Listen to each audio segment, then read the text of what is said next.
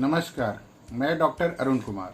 आज अत्यंत ही दो महत्वपूर्ण विषयों पर मैं चर्चा करने जा रहा हूं, जिसमें पहला है कोरोना के कारण लगभग 26 करोड़ लोगों के समक्ष भूखमरी का संकट। एक नए अध्ययन से ये दावा किया जा रहा है। और दूसरा विषय है कोरोना संकट में लाखों लोग हो सकते हैं बेरोजगार। अनेक कंपनियां कर रही है अपने स्टाफों की छटनी। कोरोना वायरस महामारी के कारण विश्व में लगभग 26 करोड़ लोगों के सामने भूखमरी का खतरा पैदा हो गया है। इसके अलावा भारत में भी लगभग 1 करोड़ 20 लाख लोगों के समक्ष यही स्थिति पैदा हो गई है। एक नए अध्ययन में यह दावा किया जा रहा है। CAC द्वारा प्रकाशित state of India's environment in figures 2020 report में महामारी के बड़े पैमाने पर होने वाले आर्थिक प्रभाव के बारे में कहा गया है। इस रिपोर्ट के अनुसार वैश्विक गरीबी दर में 22 वर्षों में पहली बार वृद्धि होगी। रिपोर्ट में कहा गया है वैश्विक आबादी का 50% लॉकडाउन में है, जिसकी आय या तो बहुत कम है अथवा उसके पास आय का कोई साधन नहीं है। आय का स्रोत समाप्त हो जाने से 4 से 6 करोड़ लोग आने वाले महीनों में गरीबी में जीवन व्यतीत करेंगे। इसमें कहा गया है कि भारत की गरीब आबादी में 1 करोड़ 20 लाख लोग और जुड़ जाएंगे, और जो विश्व में सर्वाधिक है। CAC के महानिदेशक सुनीता नारायण के अनुसार पिछले 4 सालों में हुई मौसम की घटनाएं दुनिया भर के आर्थिक जोखिमों में सबसे आगे है। उन्होंने कहा, हमारी एक तरफा और खराब विकास रणनीतियों के कारण इसका असर भारत के गरीबों पर बहुत अधिक हुआ है, और कोरोना वायरस महामारी का प्रभाव भी अब इस दुर्भाग्य के साथ जुड़ गया है। दूसरा विषय, लाखों लोग हो सकते हैं बेरोजगार, कंपनियां कर रही है छटनी। महामारी से पनपे संकट का सामना हर कोई कर रहा है। इसका सबसे ज़्यादा असर उद्योग धंधों पर पड़ा है। कोरोना वायरस महामारी का असल खतरा अब धीरे धीरे सामने आने लगा है। लॉकडाउन की वजह से रेस्टोरेंट और ऑनलाइन फूड एग्रीगेटर को जो नुकसान हुआ है, उसका खामियाजा इन कंपनियों के कर्मचारियों को उठाना पड़ रहा है। लाखों कर्मचारियों की नौकरियों का संकट मंडरा रहा है। जापान का सॉफ्टबैंक, जो ओला, पेटीएम, ओयो, पॉलिसी बाजार, ग्रोफर्स आदि को फंड देता था, उसे 17 अरब डॉलर का नुकसान हुआ है। यह नुकसान कंपनी के 39 साल के इतिहास में अब तक का सबसे ज़्यादा है। अगले साल तक 25 से 50% रेस्टोरेंट बंद हो सकते हैं, जिसमें 7 लाख लोगों के बेरोजगार होने की संभावना है। स्विगी, ओला, उबेर और जोमेटो जैसी बड़ी कंपनियां अपने स्टाफों की छटनी कर रही है। स्विगी में 1100 कर्मचारियों की छटनी। हाल ही में स्विगी ने अपने कर्मचारियों की छटनी करने का फैसला किया था। घर पर खाना डिलीवर करने वाली इस कंपनी को भी कोरोना वायरस की मार झेलनी पड़ी है।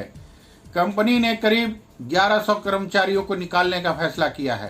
कंपनी ने इस संदर्भ में कहा कि कोरोना वायरस की वजह से उनके कारोबार पर काफ़ी बुरा असर पड़ा है। जानकारी के मुताबिक स्विगी मुख्यालय समेत देश भर के कार्यालयों में कर्मचारियों की संख्या में कमी करेगा। कंपनी के CEO और सह संस्थापक हर्ष मजेटी ने एक ईमेल के जरिए छटनी की जानकारी दी। श्री हर्ष मजेटी ने कहा, आज स्विगी के लिए सबसे दुखद दिन है, क्योंकि हमें कर्मचारियों की दुर्भाग्यपूर्ण छटनी के दौर से गुजरना है।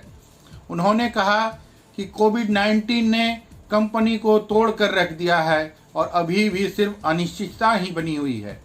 इस वजह से उसे मजबूरन आगे के लिए कड़े कदम उठाने पड़ रहे हैं। हमें अपनी लागत कम करनी है और आगे की अनिश्चितताओं को देखते हुए किसी भी जोखिम से बचना है। अगले 18 महीने के दौरान व्यवसाय में उथल पुथल की आशंका के चलते कंपनी अपने कारोबार स्तर कम कर रही है, साथ ही जुड़े हुए अन्य कारोबार भी बंद कर रही है। ओला ने भी लिखा कर्मचारियों को मेल। वहीं इससे पहले ओला ने घाटे से उभरने के लिए 1400 लोगों को निकालने का फैसला किया है। कंपनी का कहना है कि लॉकडाउन के दौरान उसकी कमाई में जबरदस्त गिरावट आई है। अपने कर्मचारियों को लिखे ईमेल में ओला के सीईओ भाविश अग्रवाल ने कहा है कि महामारी ने ओला की कमाई को जबरदस्त तरीके से नुकसान पहुंचाया है। पिछले 2 महीनों में उनकी कंपनी के रेवेन्यू में 95% की गिरावट आई है, जिसके चलते कंपनी बुरी तरह घाटे में है।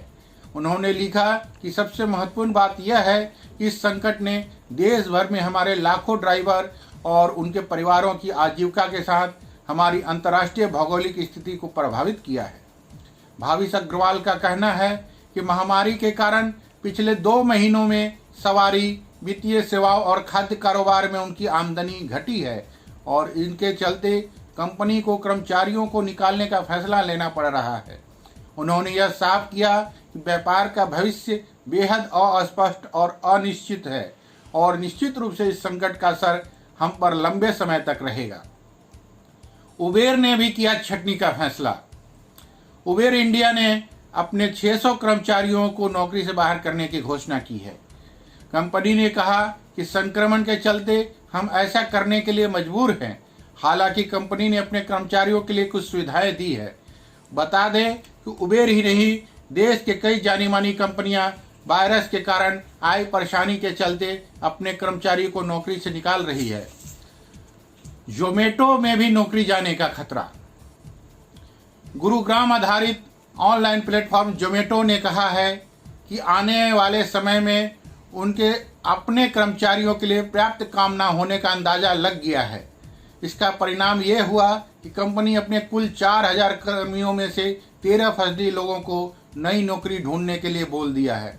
इसके करीब 500 लोगों की नौकरियां पर संकट मंडरा रहा है। अपने कर्मचारियों को लिखे गए एक मेल में कंपनी के सीईओ दीपांकर गोयल ने कहा कि कोरोना वायरस की वजह से उनके व्यापार पर गहरा असर पड़ा है। एक बड़ी संख्या में रेस्टोरेंट पहले ही हमेशा के लिए बंद हो गए हैं। उन्होंने कहा कि उन्हें इस बात की पूरी संभावना दिखती है कि अगले 6 से 12 महीनों में 25 से 40% रेस्टोरेंट कम हो जाएंगे। आगे असल में क्या होगा, क्या अच्छा होगा, क्या बुरा होगा, ये किसी का अंदाजा भी हो सकता है। देश की रेस्टोरेंट इंडस्ट्री का मानना है कि इंडस्ट्री में लगभग 73 लाख नौकरियों को जाने का खतरा मंडरा रहा है। इस नौकरियों में सप्लाई से लेकर मजदूर, स्किल्ड और नॉन स्किल्ड कर्मचारी, रियल एस्टेट से लेकर क्रेडिट तक, डिलीवरी कमीशन से लेकर रियल कॉन्ट्रैक्ट शामिल हैं। मालूम हो कि जोमेटो और स्विगी का कारोबार करीब 70% तक प्रभावित हुआ है। ओयो रूम ने कर्मचारियों की सैलरी में 25% कटौती की है। लॉकडाउन से होटल इंडस्ट्री की कमर टूट गई है। ऐसे में hotel chain company OYO room ने भारत में सभी कर्मचारियों की सैलरी में 25% की कटौती की घोषणा की है। कंपनी द्वारा यह कटौती अप्रैल से 4 महीने तक की जाएगी। इस संदर्भ में ओयो के सीईओ रोहित कपूर ने कर्मचारियों को ईमेल में कहा कि कंपनी भारत में कर्मचारियों की सैलरी में 25% की कटौती करेगी।